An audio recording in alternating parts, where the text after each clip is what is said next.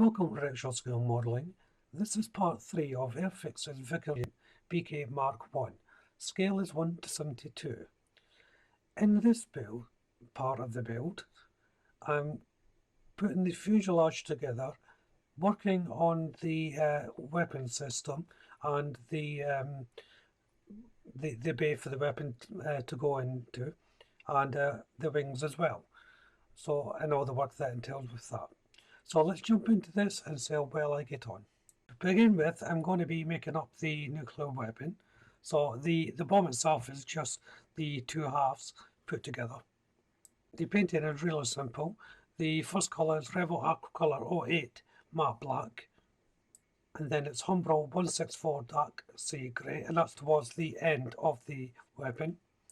And while that's dry, I'm using Humbrol 56 aluminium, and this is for the bomb compartment, the bomb bay.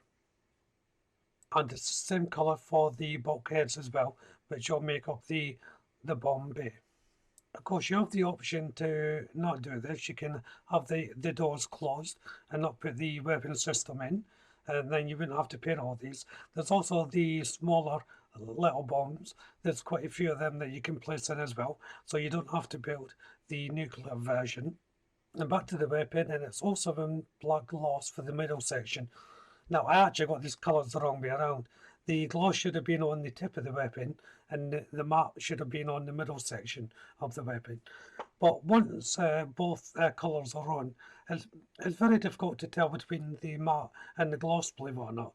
And if you're going to varnish it and to protect the paintwork, the matte and gloss varnish will disappear. So it's up to you whether you want to go to all that trouble. Maybe just paint it in the two tones, and that's it. The tip of the weapon is Humbrol 11 silver, and that's the only other colours that are in. So it's quite a simple makeup and paint for the weapon. The bomb sits on its cradle, and that's painted in 08 matte black Revel Aquacolor. There's a little location point directly underneath the bomb, so it fits in there quite easily. There's not an up and down side to this, but the little cradle fits in nicely. And then the cradle goes on into the compartment. Again, a really nice location point for this. Next to go on are the hydraulic bars. Now, I painted these in Humbrol's 56 aluminium, just for ease, because I had to paint out, really. You really won't get to see much of these, so it doesn't really matter what colour you paint them in my opinion. The one thing to note here, if you're putting these in, and once you put the compartment in, just be careful, because they can snap easily if you haven't situated them properly. You may be wise to put them in once everything is in situ, but you'll have a lot less room for movability while trying to fit them.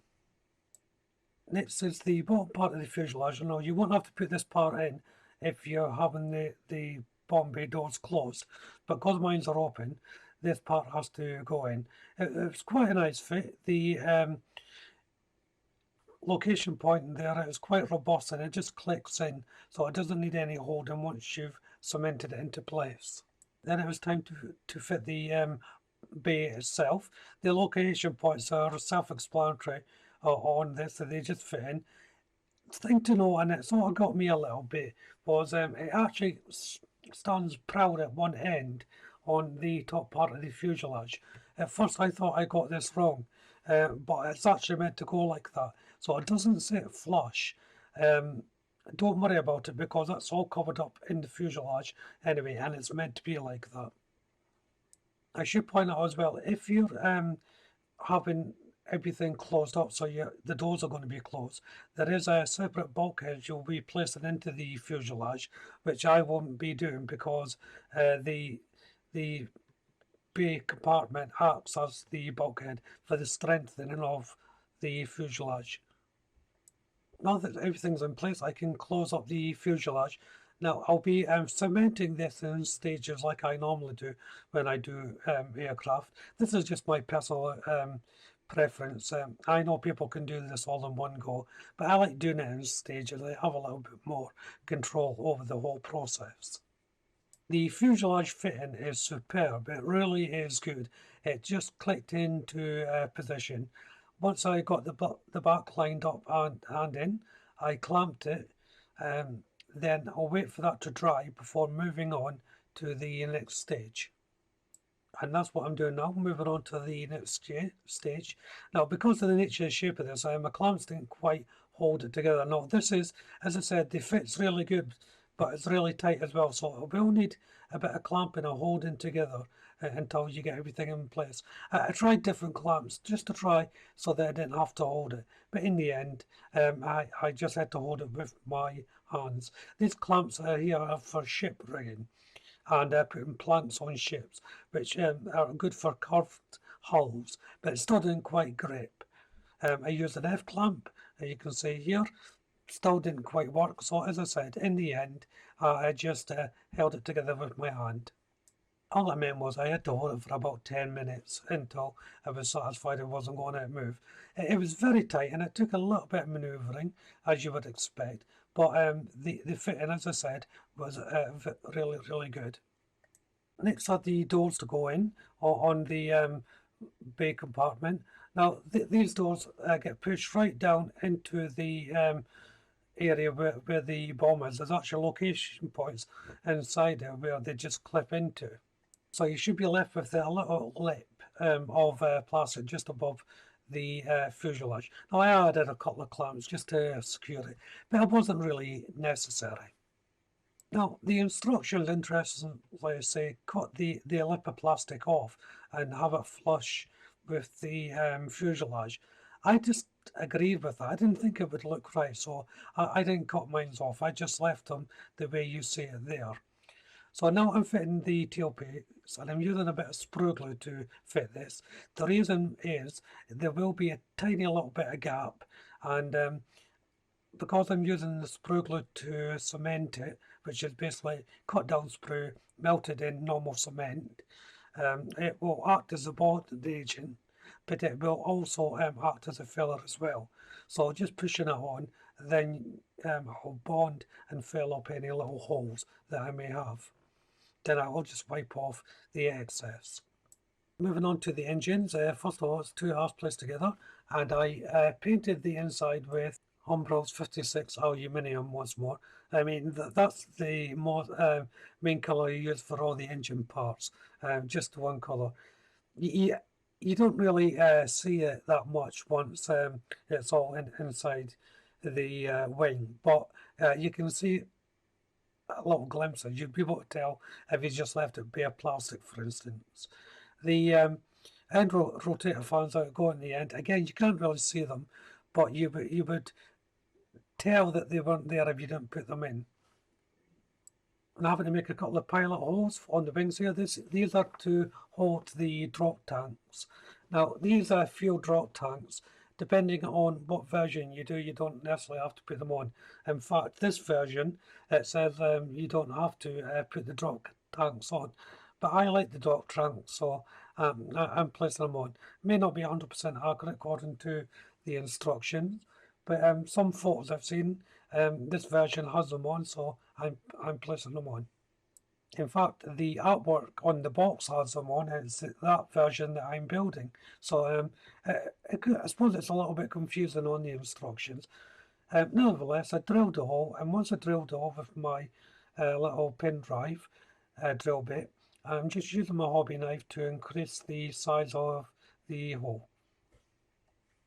Then once that was done, I can place in the engine housing. That just sits in there. Again, it was a lovely fit. There was no room for it to go wrong. As you can see, that just fits in its section nicely. Then the landing gear compartment is next to go on. The location point for this, again, made it a really nice tight fit. So onto the top section of the wings now, and there's quite a lot of cleanup to do here. First of all, what I'm pointing out here, those are the parts that are attached to the sprue. They're quite large, so you have to be careful while removing these. There is a bit of flash on these points as well. I actually cut off the lug of plastic there just you can see at the top of the screen. This is a part of the location point, but I found it really tight when I was dry fitting it, so I took it off just to make it easier to fit. Once that was done, I started the process of tidying the rest of the wing up. So I just snipped off the excess plastic before sanding down what was left. Be careful. There's sometimes I'll use my knife as well just to go over it. Then I'll use sanding paper.